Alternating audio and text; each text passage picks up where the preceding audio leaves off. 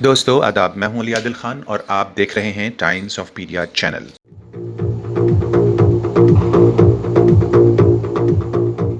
اب میں حاضر ہوں آپ کی خدمت میں ایک خاص پروگرام لے کر، ٹڈی دل کا حملہ اور اس کا علاج۔ تو ظاہر ہے یہ بہت امپورٹنٹ ٹاپک ہے اور اس پر بات کرنے کے لیے میں نے بہت ریسرچ کیا ہے اور کافی وشیشجوں سے بات کرنے کے بعد ہی میں آپ سے بات کر رہا ہوں۔ یہ کیوں اور کہاں سے پیدا ہوتا ہے، اس کا دھرتی پر آنے کا کیا مقصد ہوتا ہے اور اس کے نقصان کیا کیا ہوتے ہیں، بھیاوے نقصان، اور اس کا علاج کیا ہو سکتا ہے، اس پر میں آپ سے بات کروں گا۔ لیکن آگے بڑھنے سے پہلے آپ سے نویدن اور درخواست کہ آپ نے اگر ابھی تک ہمارے چینل کو سبسکرائب نہیں کیا ہے تو کائنڈلی سبسکرائب کر لیں اور اس ویڈیو کو شیئر کرنے کی کوشش کریں تاکہ پورے بھارت ورش میں ٹڈی دل سے ہونے والے نقصان سے ہم پورے اپنے دیش کے کسانوں کو اور عام لوگوں کو بچا سکیں۔ اور ظاہر ہے کہ یہ صدقہ جاریہ بھی ہوگا، چونکہ اچھی بات پہنچانا یہ خود ایک نیکی کا کام ہوتا ہے۔ تو اس وقت پوری دنیا میں اور ہندوستان میں خاص طور سے جو اس کا نقصان ہونے جا رہا ہے ٹڈی دل کا، اس سے اگر ہم یہ ویڈیو لوگوں تک پہنچا دیں گے تو ہم آشا اور امید کرتے ہیں کہ وہ سب اس نقصان سے بچ جائیں گے۔ چونکہ ہم بات کرنے جا رہے ہیں شرعی طور پر قرآن اور حدیث کے ریفرنس میں اس کا کیا علاج ہے، تو غور سے سنیں اس پوری ویڈیو کو اور آگے پہنچانے کی بھی نیت کم سے کم کر لیں۔ تو آئیے دوستو، سب سے پہلے ہم دیکھ لیتے ہیں کہ ہندوستانی اخبارات میں، ہمارے اخباروں میں اور ہماری میڈیا پر اس کو کس طرح سے لیا جا رہا ہے، کس پرکار کی خبریں اور ہیڈنگ بنائی جا رہی ہیں۔ تو جیسے ہندوستان کا ایک بہت بڑا پیپر ہے ہندی ہندوستان، اس کی کچھ ہیڈنگز ہم آپ کے سامنے رکھتے ہیں۔ جھانسی کے راستے یو پی کے 2 شہروں میں ہوئی پاکستانی ٹڈی دل کی انٹری، یہ ایک ہیڈنگ بنائی گئی ہے اس طرح سے: پاکستان کی اور سے راجستھان میں ٹڈی دلوں کے حملے کی آشنکا۔ اس کے علاوہ ایک ہیڈنگ بنایا گیا ہے: پاکستانی ٹڈیوں سے بچنے کے لیے بجائے جا رہے ڈی جے۔ اس طرح کی خبریں الگ الگ طرح سے اس میں ہیڈنگ میں شامل ہیں، اس کی ہیڈنگ میں شامل ہیں۔ جیسے اتر پردیش کے اور قریب پہنچا حملہ ور پاکستانی ٹڈیوں کا دل، تو بار بار اس میں پاکستان کا استعمال ہو رہا ہے اس میں، لیکن آئی ایس آئی کا ذکر نہیں ہے کہ پاکستان کی ایجنسی آئی ایس آئی کا اس میں ہاتھ ہو سکتا ہے۔ ابھی کسی کا ہاتھ نہیں ہے، لیکن یہ ضرور ہے اس میں جو ڈیٹیل خبریں ہیں اس میں کہا جا رہا ہے کہ پاکستانی سیماورتی علاقوں سے یہ پرکوپ ہمارے دیش کی طرف بڑھا چلا جا رہا ہے۔ اب کیا ہم اس کو پاکستانی خفیہ ایجنسی یعنی آئی ایس آئی کا ہاتھ بتا سکتے ہیں یا نہیں، اس کے بارے میں تو وشیشج بتائیں گے یا ہمارا ہوم منسٹری بتائے گی، سرکاری طور پر سنویدھانک طور پر اس کا اعلان ہوگا، لیکن ہمارے ذہن میں جو چیزیں آ رہی ہیں اس وقت جلدی جلدی وہ ہم آپ کو بتاتے ہیں۔ سب سے پہلے اس کا مذہبی تناظر سمجھیں، یعنی دھارمک پریپیکش سمجھیں، اور اس کے بعد اس کی کرونولوجی کو بھی سمجھنے کی کوشش کریں۔ حالانکہ اس کی ایکچوئل کرونولوجی تو ہمارا گرہ منترالیہ بتائے گا یا گرہ منتری بتائیں گے، لیکن جتنا ہمیں اس کے بارے میں معلوم ہوا ہے اور ہماری ریسرچ ہے وہ ہم چاہیں گے ضرور آپ کے سامنے جلدی جلدی پیش کر دیں، تو اس کو غور سے سنیں اور یہ بہت امپورٹنٹ ہے اور آخر تک سنیں تاکہ آپ پورے دیش واسیوں کو اس کا فائدہ پہنچا سکیں۔ سب سے پہلے ہم یہ سمجھتے ہیں کہ ٹڈی دل بیسیکلی اس کی اصلیت کیا ہے، یہ کہاں سے پیدا ہوتا ہے، اور اس کے بارے میں دھارمک استر پہ اور ویگیانک استر پر اس کی کیا مانیتا ہے۔ تو ہم اس کو سب سے پہلے لیتے ہیں دھارمک استر پر سمجھتے ہیں۔ ٹڈی کو جو عربی میں کہا جاتا ہے وہ الجراد کہا جاتا ہے، عربی میں جو ذکر ہے، قرآن میں جو ذکر آیا ہے اس کا، اور انگلش میں اس کو ہم جانتے ہیں لوکسٹ کہتے ہیں۔ اس کی 2 قسمیں ہوتی ہیں، ایک تو یہ دریائی ہوتا ہے نا، سمندری دریائی ہوتا ہے، اور دوسرا یہ جو ہے صحرائی یعنی ریگستانی ہوتا ہے۔ تو ابھی ہمارے سامنے جو ٹڈی دل ہے وہ ریگستانی سمجھا جا رہا ہے۔ تو سوال یہ پیدا ہوتا ہے دوستوں کہ یہ عذاب ٹڈیوں کے ہوں یا پھر دوسرے طرح کے مہاماریاں ہوں، یہ کیوں آتے ہیں؟ بار بار ہم اس کا ذکر کرتے رہے ہیں کہ زمین پر ہونے والی ناانصافی اور ظلم کے بدلے یہ آسمان سے آنے والی مہاماریاں اور عذاب ہوتے ہیں، اور ٹڈی دل بھی انہی میں کا ایک عذاب ہے، جیسا کہ اس سے پہلی قوموں کے اوپر بھی آیا ہے اور قرآن میں اس کا باقاعدہ ذکر ہے۔ یہ عجیب بات ہے کہ قرآن میں تمام آنے والے اور پہلے سارے واقعات کا ذکر ہے اور ہم اس کو اصل میں نہیں سمجھ پاتے ہیں، لیکن سمجھنا ہوگا۔ تو یہاں پر جو ہے سورہ اعراف کے اندر بھی اللہ تبارک و تعالیٰ اس ٹڈی دل کا ذکر کر رہے ہیں، جیسے کہ قرآن کی آیت نمبر 133 میں سورہ اعراف میں اللہ تبارک و تعالیٰ فرماتے ہیں: اعوذ باللہ من الشیطان الرجیم، بسم اللہ الرحمن الرحیم، فَأَرْسَلْنَا عَلَيْهِمُ الطُّوفَانَ وَالْجَرَادَ وَالْقُمَّلَ وَالضَّفَادِعَ وَالدَّمَ آیَاتٍ مُفَصَّلَاتٍ فَاسْتَكْبَرُوا وَكَانُوا قَوْمًا مُجْرِمِينَ۔ اس کا ترجمہ یہ ہے کہ تو ہم نے ان پر طوفان اور ٹڈیاں اور جوئیں اور مینڈک اور خون کتنی کھلی ہوئی نشانیاں بھیجیں، مگر وہ تکبر ہی کرتے رہے اور وہ لوگ تھے ہی گناہ گار۔ تو گناہ گار اور تکبر کرنے والے لوگوں کے لیے اس قسم کے عذاب دھرتی پر آتے رہے ہیں۔ گھمنڈ، اہنکار بہت خطرناک چیز ہے، چاہے وہ انفرادی یعنی انڈیویجول لیول پہ ہو یا پھر حکومتوں کے لیول پہ ہو۔ تو اہنکار کی بار بار بات آ رہی ہے، ایسے میں ہمیں چھوڑنا ہوگا اہنکار کو اور توبہ کرنی ہوگی اس رب کے سامنے اپنے گناہوں کی، جو ہم سے راضی نہیں ہے، یعنی وہ ناراض ہے، اور اس کے بعد دھرتی پر مختلف قسم کے عذاب بہت جلدی جلدی آ رہے ہیں، جیسے کہ ابھی کووڈ-19 سے نہیں نمٹے کہ بار بار اس بیچ میں جو ہے وہ زلزلے بھی آتے رہے. یہ الگ بات ہے کہ بہت بڑے لیول پہ اس کا کوئی نقصان دیکھنے میں نہیں آیا، مگر یہ سب نشانیاں ہیں. اب ٹڈی دل بھی انہی میں کی ایک نشانی ہے، لہٰذا ہمیں وقت رہتے سمجھ جانا چاہیے. حضور صلی اللہ علیہ وسلم نے اپنے صحابہ سے کیا فرمایا کہ یہ اللہ کا لشکر ہیں، لہٰذا انہیں قتل نہ کرو. مطلب یہ کہ انہیں یوں ہی بیکار نہ مارو. اگر یہ تمہارا کوئی نقصان نہ پہنچائیں تو ان کو نہ مارو، ہاں اگر یہ تمہارا نقصان کریں تو ان کو مارنے کی اجازت دی گئی ہے.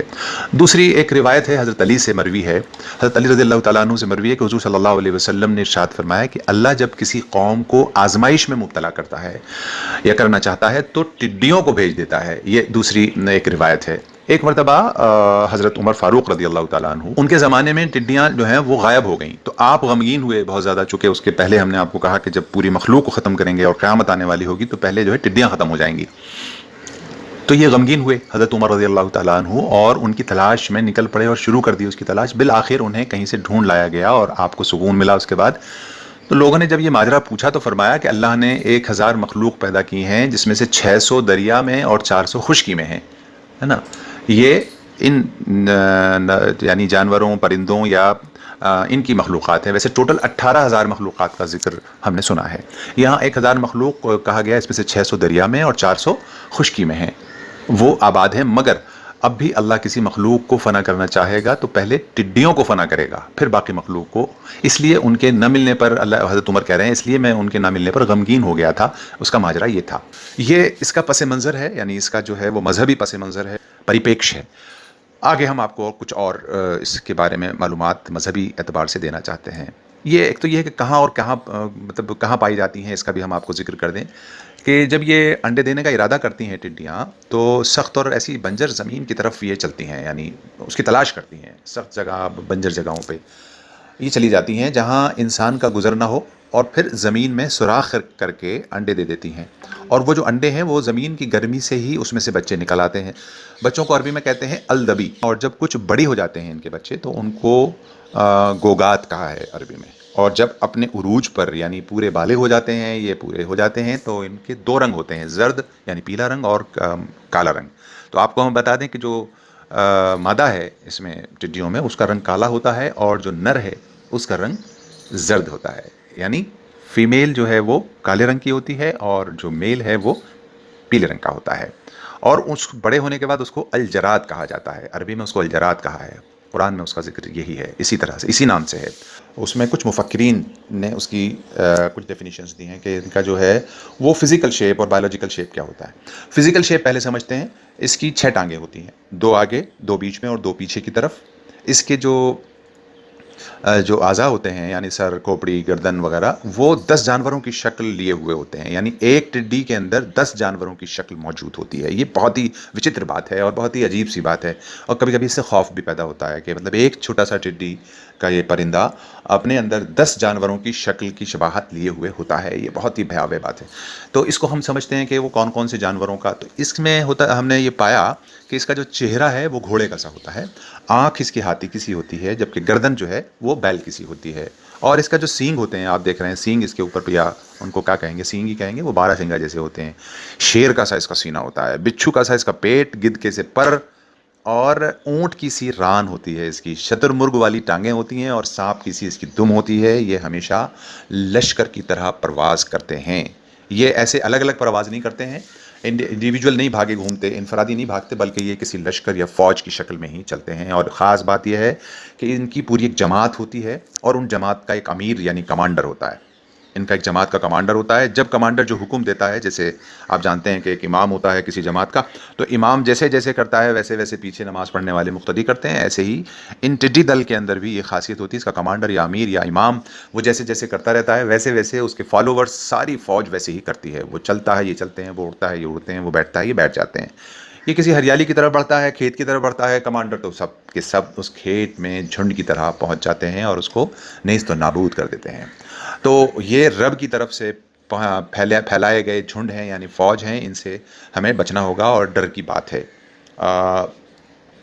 अच्छा, एक बात इसमें ये भी समझने की है कि टिड्डी के बारे में अलग-अलग रिवायात आ रही हैं, लोग इस पे डिस्कस कर रहे हैं, चर्चा कर रहे हैं। हम आपको बता दें कि इसके बारे में मुफक्किरीन लिखते हैं कि ये एक तो ये है कि पाक है और दूसरे हलाल भी है, इसको खाया जा सकता है।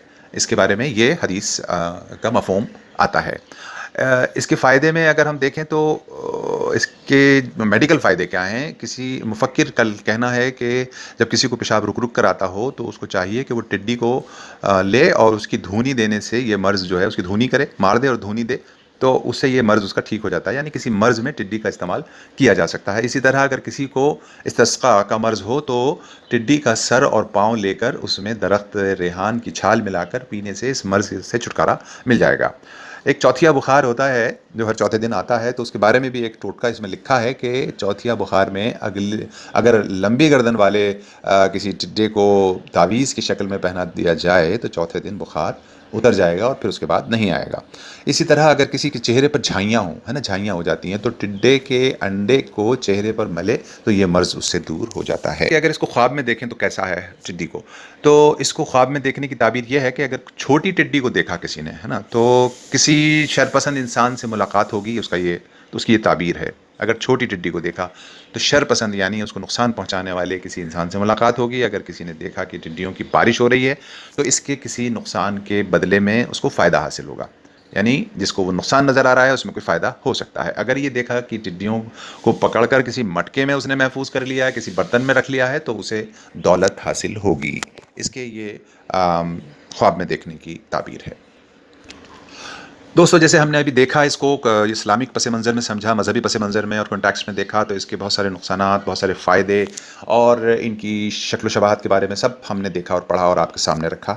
लेकिन सवाल ये पैदा होता है इनका इलाज क्या है? अगर ऐसा हो कि टिड्डी दल कहीं आ जाए और वो नुकसान पहुँचाने लगे तो अब उसका इलाज क्या है? ये हम आपको अगली वीडियो में बताते हैं। पूरी मालूमात आपको हमारी कैसी लगी टिड्डियों के दल पर, टिड्डियों पर, आप कमेंट में हमें अपनी राय ज़रूर दें और हमारे इस चैनल को, अपने यानी चैनल को, टाइम्स ऑफ पीडिया को सब्सक्राइब करें, शेयर करें और लाइक भी करें। बहुत बहुत शुक्रिया।